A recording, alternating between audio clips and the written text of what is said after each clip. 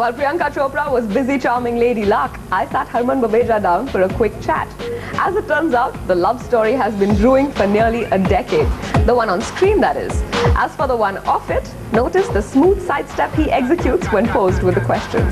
While most newcomers come into Bollywood hoping to establish themselves in the future, with his first film, Harman Baweja has already made sure that he is the leading man of the future.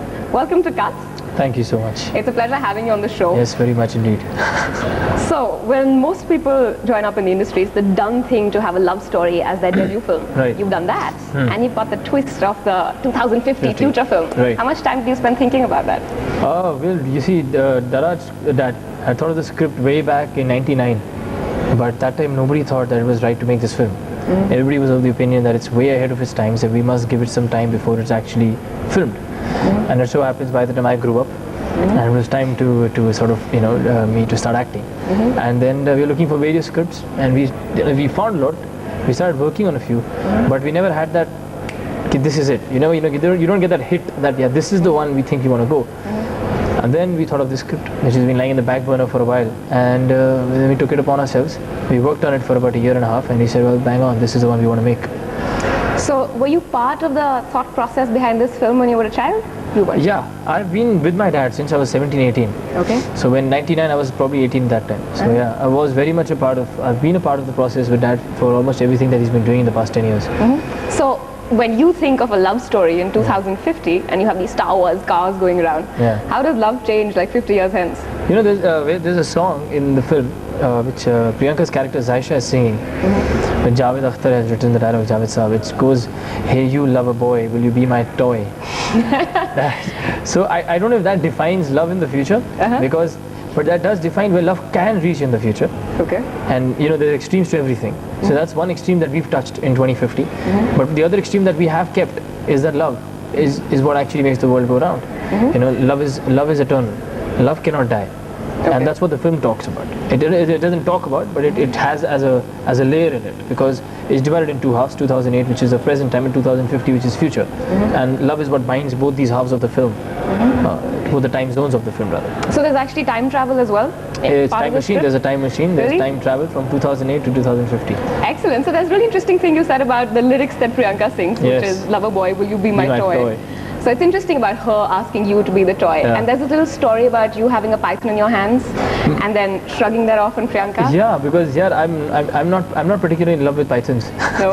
No. So you handed over to your girlfriend? No, she's not my girlfriend. I handed it over to her, the smart one. Well tried.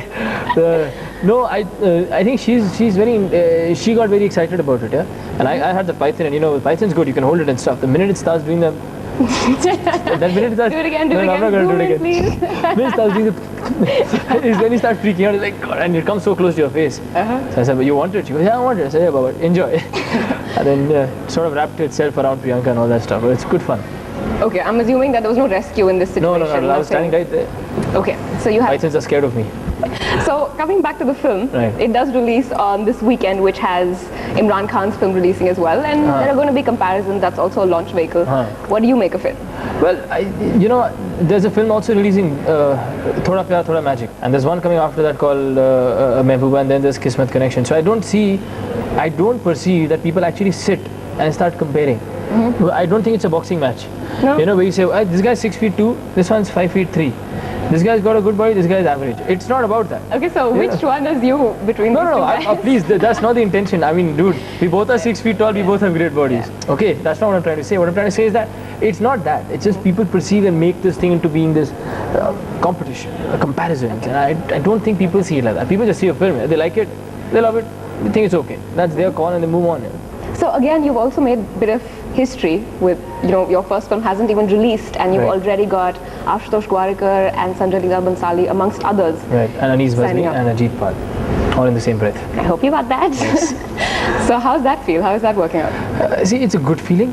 There's no question about it. It elevates you. It sort of gives you that confidence which you need when your first film is on the anvil of releasing.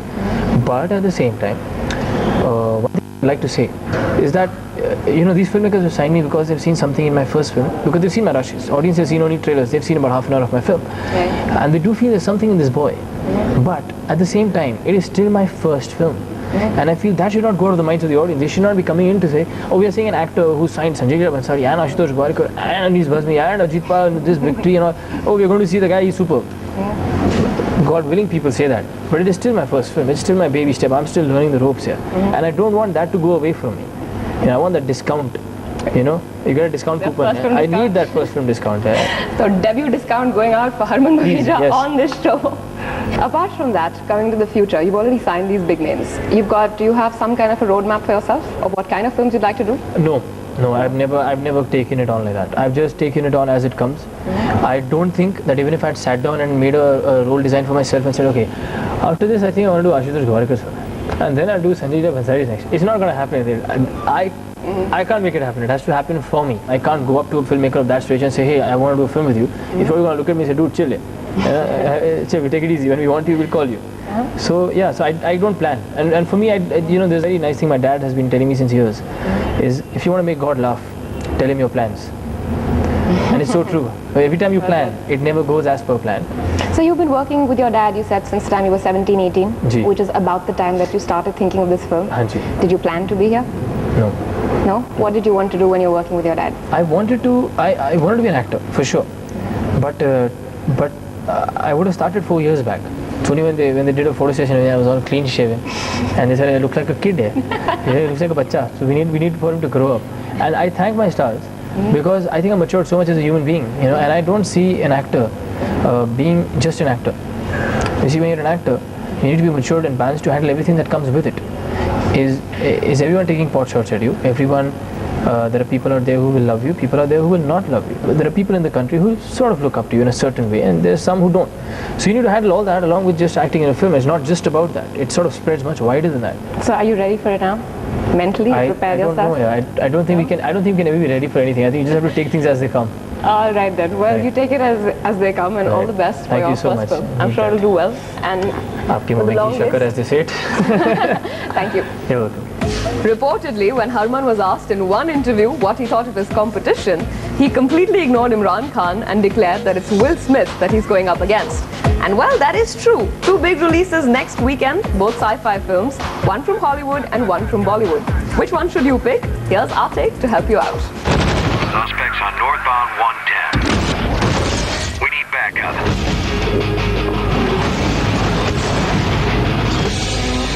Racing cars, firing guns and demonic superpowers. These are just a few of the things common to next week's 2 big releases, one made in India and the other in Hollywood. Love Story 2050 is being sold as India's first sci-fi thriller, and as chance would have it, it's going to share widescreen space with one of America's most sought-after superheroes, Hancock. The question is, will the already successful superhero series shadow the much-hyped debut of Harman Baweja?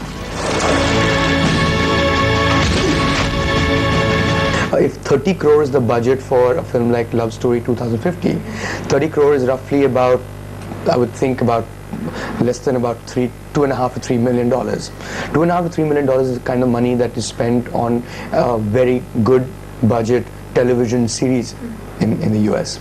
So I presume it must be matters of economics that has held us back in terms of sci-fi as a genre. We don't have that much legacy also in that genre. We had not had great sci-fi writers and sci-fi shows, and we've never had a George Lucas in Bombay. We've never had a Star Wars in the city. Hancock tells the uncommon tale of a common American man and his dreams. Originally a television series with Will Smith, the comic book invasion of cinema is now in its 8th year. On the other hand, Love Story 2050 hopes to transport viewers 42 years into the future with all the trappings of a Bollywood formula flick. And though the sci-fi backdrop is common to films, the plots are rooted in reality. Bombay looks far better than what it looks right now, but I think we all progress with life. We've got 250, 300 story buildings, we've got flying cars, we've got air bike chases, we've got laser guns, we've got robots which walk, talk and dance, we've got teddy bears which can cut papita and serve you food and get t-shirts out of drawers for you, and we've got video games where you transport yourself into the game and become video game characters and fight. Apart from these superficial comparisons, they're both very different.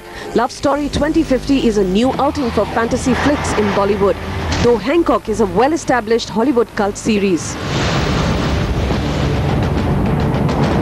There is definitely an audience of young people that does not want to see Hindi films, and that may not be particularly excited by the fact that a new hero is coming in, and may not particularly also care for Priyanka Chopra. So that audience, small as it might be, I'm sure exists, and that audience will go and see Hancock first. But that's fine. It won't really make much of a difference to anyone. So take your pick, a love story with robots and holograms, or a superhero hurling himself 2,000 feet into the air. This cinema is full of fun rides next week. The only one of my kind. You deserve better from me. I will be better.